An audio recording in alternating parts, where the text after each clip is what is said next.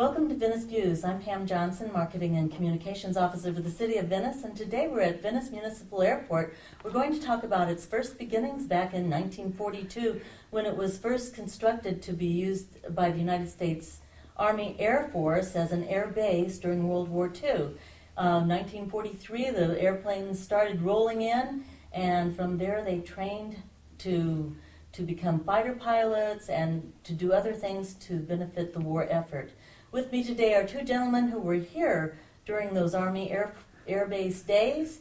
They are Mike Flanagan, welcome Mike, and Owen Swartz. Thank you. Welcome Owen. Thank you. Well, we're going to talk a little bit about your experiences when you were here back in, you must have gotten here pretty close to when the air base opened, started to be operational. Mike, when did you come here? In October of 1944. And Owen? Yeah, I was October 44, the day of the hurricane. So both of you kind of arrived the same day, didn't you? Right. Well, Mike, yeah. tell us your story about the hurricane. We actually had been, two of us had been up at the Jacksonville Naval Air Station. And we had, when we left there, we were supposed to find our way to Venice. That's all they told us. So we hitched a ride down to Miami from the Navy. And from there, we hitched a ride just on any 6x6 that would cross the country. And there were very few at that time going across the trail there down at the foot of the base. Trail. Yeah. So we got finally did get a ride in a truck, and we got as far as Naples, and that's as far as he was going. So we spent the night in Naples jail. Because you did something to get arrested. No, there was no place else open.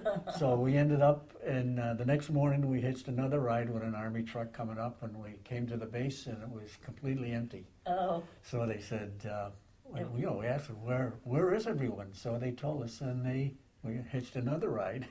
We had no transportation over to the high school in Sarasota. That high school that's on the corner of 301 and 41. Yes, the old Sarasota High School. That's the one, yep. So we were there for over a week. Oh, because of the hurricane. Yep. Now, Owen, you arrived also on the... Yeah, well, it was evidently the day before because as I drove up and went in to check in, they didn't say anything. They said, "Just what did you fly?" And I told them, and they said, "Go out and take number so-and-so airplane and go to Meridian, Mississippi." Oh, wow. And that's when I said, "Well, where in the hell is Meridian, Mississippi?" I hadn't done any flying in the United States. Most of it had been overseas. And they said, "Well, just follow the planes and they'll take you." So we flew to, of course, a lot of them didn't have much gas. And so we flew to Tallahassee. And everybody, the Navy and Air Corps and all of them were coming in there, and they wanted to land. Well, they were letting them land according to how much gas they had. And I was pretty lucky. I had plenty, so I waited. But as they were taxiing in, and stopped, they checked the gas to make sure the guys weren't lying, because they had some that crash land up there because they did run out of gas.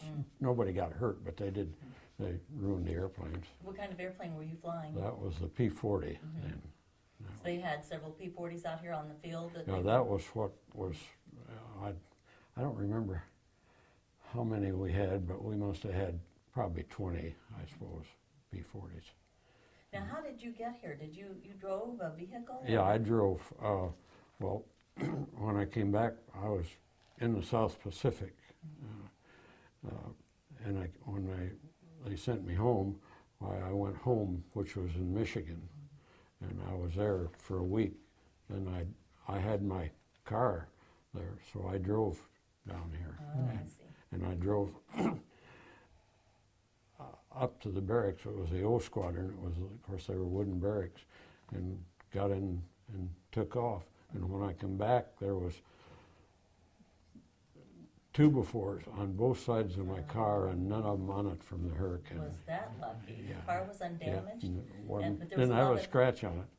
That's amazing. And there was a lot of damage on the field? Well, they lost the tower, and some of the airplanes that wouldn't fly, they had just, what they'd done is pulled the gears up and let them set right on the ground, and they were all right. Oh, that's amazing. But they had wind damage, but no great amount of damage. Now, why did they send you here? What were your duties? Well, I came as an instructor Okay. after it, and what we did is primarily we were going to teach them gunnery and fighter tactics. They supposed because we'd already been in combat that we knew something. See, but we did. We had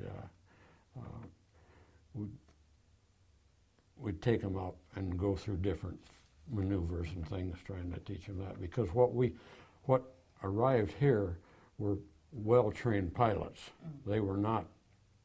We didn't take beginning pilots here. They were all. Matter of fact, a lot of them were instructor pilots that had taught in primary schools or even the advanced schools. And they were Texas. learning to be fighter pilots. Right, yeah, they were there. They were fighter pilots. Mike, how did you, what were your duties here? None as far as the airport went. We were actually, our outfit, for them, this was a staging area for our way overseas, because every part of, we were in the 598th Engineers, the 382nd Service Group, and so there were groups coming from all over the country to go to overseas. So how long were you here then? Let's see, less than a month. Less than a month. Less than a month, yeah. So what were some of your first experiences in Venice? Did you live on base? Yep, and we lived in those small, I wish I'd had pictures of them, but I didn't, the small little plywood huts that they had on the base. Yeah, a And little we closer. we And you lived in lived there those. too, Owen? In Yeah. the No, private we, house, because we were instructors, they let us live off the base if we wanted to. Wow. Oh, But so where did you live? I lived in Sarasota. Oh, all the way in Sarasota, Yeah. because you had a car. Yeah, I had a car. Uh-huh. And I remember- So did that mean back in the 40s you had a car? That meant you probably toted a lot of people around with you. Well, on yeah, your we, days off? what we did, there was 5 of us in Sarasota that were stationed here, and we'd take turns driving Oh, I see. back and forth. And one of the funny stories was that he later became the sheriff, but the highway patrolman, of course, it was a 2-lane highway, and of course we kids, you know. And How old were and you, we Owen? I was 20. Okay. Well, I guess I was, well, when I came back here, I was older than that. I was 23 or maybe, but anyway. Of course, we were speeding, and he'd stop us, and he'd pull us over. Now, boys, he says, slow down. Never gave us a Sounds ticket. familiar. Well, you were used to flying at how many miles per hour? Well, the P-40s had run around 2, 3, and then, of course, the 51s were faster than that. They were- So going 45 miles an hour down the road would kind of seem like crawling to you, Well, didn't it? in the air, you have no sensation of speed, so it really didn't make much difference. I had one of the crew chiefs, my crew chief here, he wanted to ride, and we had a 2-seater 51, and I took him up in that, and he says, well, I'm not getting any sensation of speed. So I rolled it over and got down a little over 500 miles an hour and leveled off right above the trees. Oh. And he looked up and he could see those trees going. He said, I get it now. And you also flew the commander here around? Who was that? Yeah, that was Colonel Dixon. And he was our commander here. And I used to fly him to Miami and things like that, help him get his time in when we used to have to fly so many hours. Mike, you lived on the base, well, did you eat at they have a commissary or a canteen or someplace? I really don't remember Okay. that much, yeah. It wasn't a memorable food experience. It wasn't that much different than any other Army base. Right, Yeah, okay. about the same. Yeah. Yeah, although the weather was a lot nicer, but yeah. And what'd y'all do in your spare time when you were off work? I really can't remember, when you think about it now, because we had no duties, so all we were was just getting together to leave. So we used to go into town. They had buses that brought us over to Sarasota, so we used to go over to the beaches over there. And Did you go to the beach here, right down the street here? Or? I don't remember the beach in Venice, but I do remember Lido Beach in Sarasota. So that's unfortunately. Now, did you meet any of the local people here while you were here? No, never did. Did you meet some of them, Owen? Well, I got to know Louis Siegel, had the oil station here in town. I got to know him because, of course, I bought gas there, and he was friendly, and we got to know each other. Then he bought some things from the base when the base closed. I was here and helped him close the base. You did. What year was that? Let's see, it had to be 46. It was early 46 that he had. And he bought some things for his garage and so on. So he had an automobile? Yeah, he had a garage also, and he bought quite a few things. And then were you here, when did you actually leave here? Well, it was into 46, but yeah, we used to go to, well, and then also there was, I was in charge of the motor pool here too at one time, and we had German prisoners of war. Where did you keep them? They just stayed in the barracks. They weren't really so very secure and... No, they didn't want to go. They didn't want to leave. They liked it here. And most of them were older, at that time. We figured old, but they're probably in their 40s, I suppose. But they were good mechanics, and they all worked on our vehicles and things and kept them up. Now, how did they end up here? I have no idea. You don't know where they came from? No. Or how they got captured? No, I don't know where they come. I used to talk with them. They just like the rest of us. They were called to duty, and they didn't have any choice. Right. How many of them were there? I don't know for sure, but there was one of the barracks was pretty well full of them. So I suppose they must have been, I'd say 30 to 50 maybe. That's pretty many. But I'm not sure. So were you here when the Chinese American pilots trained? Well, yes, there were some here, and we had some Argentine pilots too that trained. Matter of fact, in my flight we had the Argentine pilots that ended up as head of the Air Force for Argentina down there in later years. And so during that time you started training on the P-40, then was that the aircraft you used the entire time, or did you? No, they got the 51s later on, the Mustangs. Yeah. And you trained on that as well. Yes. And then so, how did you get the news that the war was over? I was flying aerial gunnery up off of Longboat Key, and we got the call, and they called us all back to the base. And I said, they quit the flying right then because they didn't want everybody to go crazy, I guess, and so that's what they did then. That's interesting. And how about you, Mike? You were someplace else by then. You all got shipped out. You went to China and Lido. You were in Lido? And Assam in India. And we were just getting ready to drive over the Lido-Burma Road into China. Oh, wow. So when we heard that the war was over. So then you just packed up and came back, or how did that work? Oh, no, we were in China for another year, So we came back in 1946. I see. Yeah. Quite an experience. Mm. Well, what made you both move back here in later years to retire, and what made you come back to Venice? Well, once I retired, then we started taking trips in the summertime down to Florida a lot. So one year we decided we'd stay in Venice for the year. And I told Arlene that that's where I used to be. So we did. We looked around and we really liked the place. So a few years later we decided to move down. Similar story, Owen? Oh, I got a long story here. Okay. Yeah. Well, while I was stationed here, and of course, in the time off, we used to go to Lido all the time, the guys. Well, I met a girl, and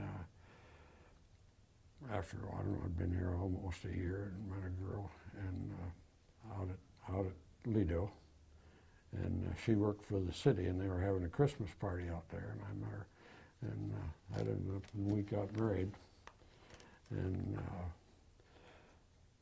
wasn't too long after that I got sent to Myrtle Beach, and from Myrtle Beach to I was there almost a year, and then I got out, and we went back to Michigan for a while. I had a flying school and a dusting service in Michigan. Wow.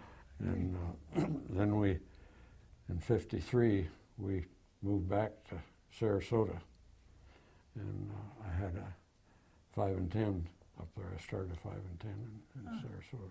Was there for 30 years. Oh my goodness. Up by the by the jungle gardens, just up by the jungle gardens, and I worked with on the city planning board and board of adjustments and things, and worked in the CAP and Boy Scouts, and raised my kids here. Oh, that's great. And so. Well, now, your wife was working for the city of Sarasota. Yeah. What was her name? Claire Claire. Lofton. Yeah. Claire Lofton. Mhm, Swartz. yeah. And so, so she was a graduate of Sarasota High School? No, she was from Georgia. Oh, she was from She's Georgia. from Georgia, Okay, she yeah, a did little come town from- in Georgia. So that was while you were based in Venice. You met her, yeah, and yeah. that's a great Yeah, story. and we lived we had an apartment in the Miramar Uh-huh. hotel up there, and we're there till we got moved. Mhm. So when did you come, or do you live in Venice now? Or? No, I live in Oh, you still Sarasota. live in I live in Sarasota, okay. Sarasota, yeah. But you come down here to hang out at the airport, or not? No, not too. I've been down a few times, Mhm. but I didn't. I didn't. It's all kind of new to me here Oh, now. It's okay. changed so much. So when did you kept flying for a while? I flew in the CAP and stuff when I came back. After we came back, I was instructed in the CAP for a few years.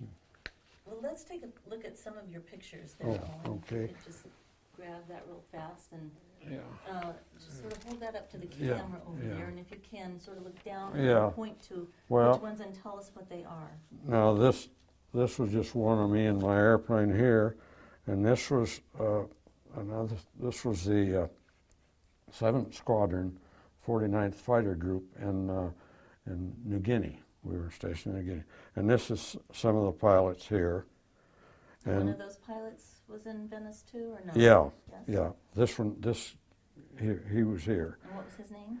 Joel Connor. Joel Joel Connor. Connor. He was here, and then this boy, this airplane here. He was from Jacksonville, and this was my airplane here. These two are my airplane, and this was me, and this was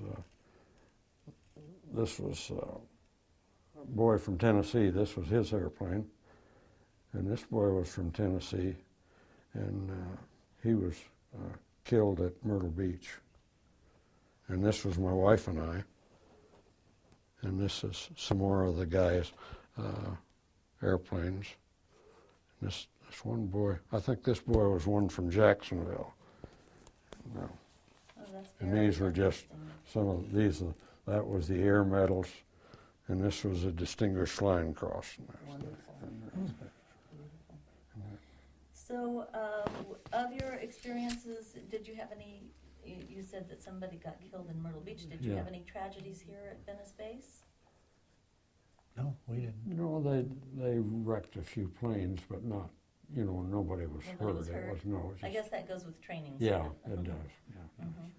So, was it good to train here because you had the Gulf of Mexico right off the air base here? What about it? Well, was training good here because you have the Gulf of Mexico right off the end of the runway there that you could fly over, or Well, did it really matter? I don't know if it really Really mattered mattered, any That particular way. you could We fly had year-round we here? had a couple of them that had the engine cut off just after they got off the runway and ended up there, but it was shallow, so they were lucky.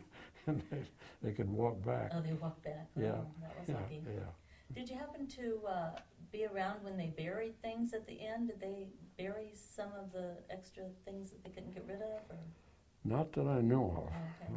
because we had, what we did is all the smaller things we put in together, and then and we covered them, and the guys had come and bid on them, and they didn't know what was in it, but they bid, and a lot of the stuff was good. I tried to get my dad to come down and because he had a garage in Michigan, and they got a lot of things there that were good, but he didn't come. Did some of the townspeople buy some of those things? Oh yeah, yeah. There was I'd probably say most of them were local people. And did some of the buildings get moved into town? As you recall? That I don't know, Okay. because that was probably after I After, left. okay. Yeah. Well, it's a fascinating story. And how many people do you think were on the base when you were here? I have no feel for that at all. Mhm. No. It's, Yeah. you know, it was, as I say, it was like another army base. You know, which they were all just kind of the same after a while. Yeah. Sure. But well, it's very enjoyable. You know, I can't remember anything that I'd complain about with it. No, I don't have any idea either, but we used to have dances and stuff at the club. Oh, that's so right. You had an officers club Yeah, we had here, an officers club which here. is right. It's actually in the Venice Mobile Home Park now, right? Oh, is it? I don't know. it But is, it was yes. one of the Wow. barracks, or one of the double barracks, the big Okay. barracks, and Yeah. And so you had dances, and so Yeah. you met some of the local. Oh yeah. Ladies yeah, and- come that way. Yeah. Uh-huh. So that sounds like a good time. Well, we did you did. have We had a bands good. or? They were nice. Everybody was really nice to us. I mean, the town people and everybody were very, very good. Well, it's been really a pleasure talking to both of you, and I wish you lots of luck and hope that you'll be at our 85th anniversary on May 19th. And thanks so much for being here with us. Well, thank you. Thank you. We'll be here for sure. Good.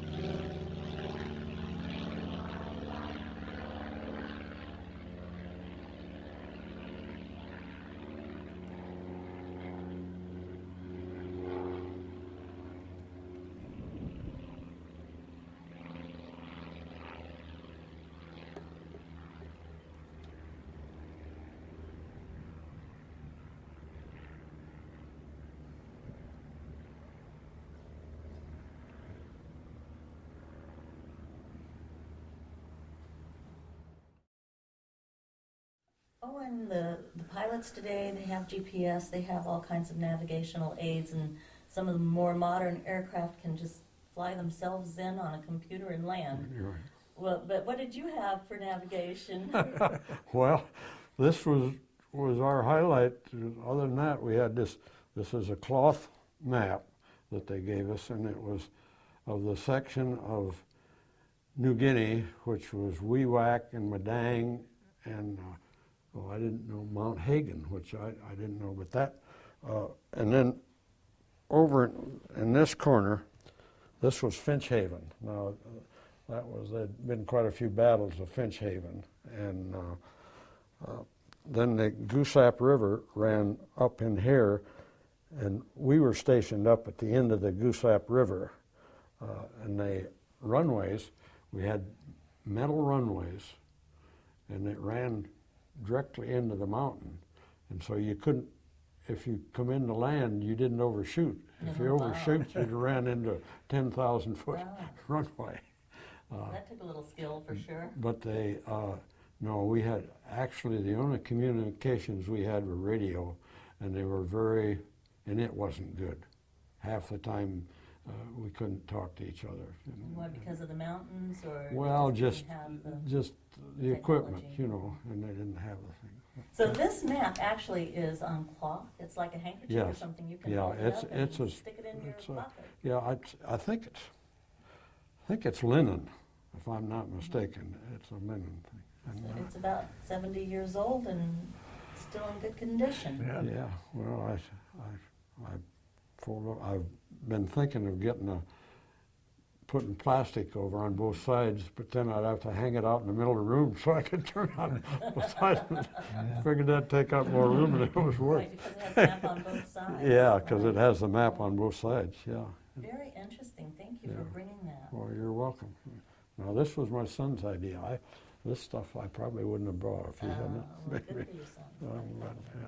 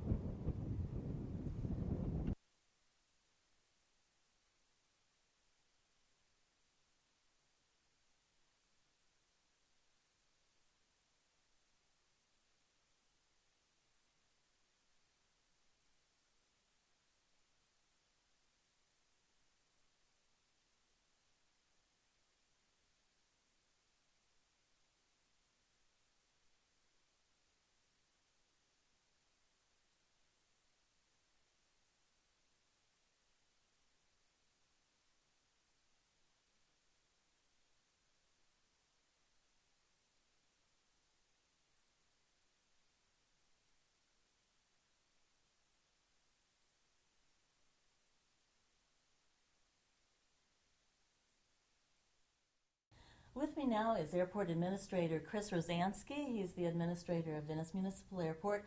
And as part of our 85th anniversary, the city has a big event planned for May 19th at the airport. Chris, tell us about that. Thank you, Pam. The airport is very excited to be hosting on Armed Forces Day an event to commemorate the role of the Venice Army Air Base and the City of Venice as part of the celebration of the 85th anniversary.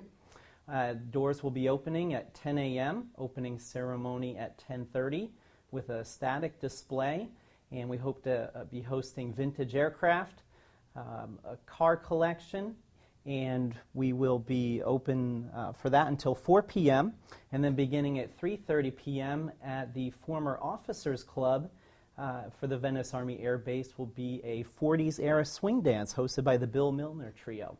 So we're preparing diligently for that. We invite you to come out and enjoy the festivities.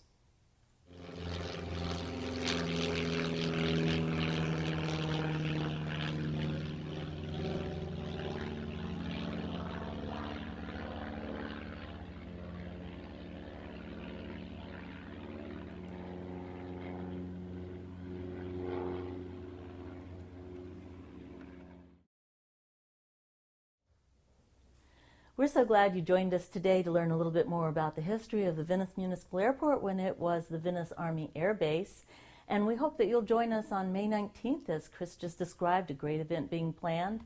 And we're looking forward to seeing you again next time when we bring you more Venice Views.